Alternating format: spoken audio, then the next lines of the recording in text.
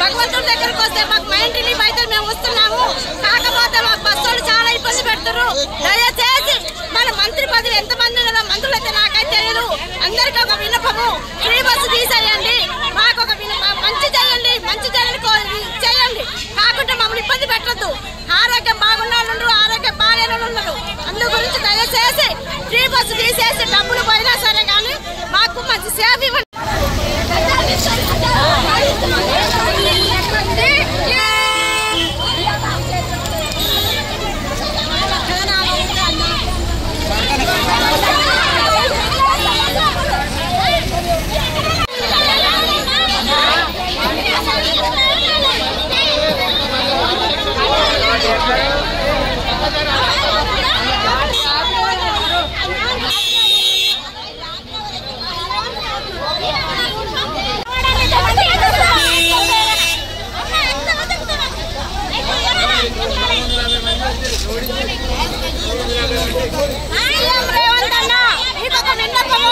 Free bus తీసేయండి, మా ఆడవాళ్ళు ఇబ్బంది పెట్టద్దు.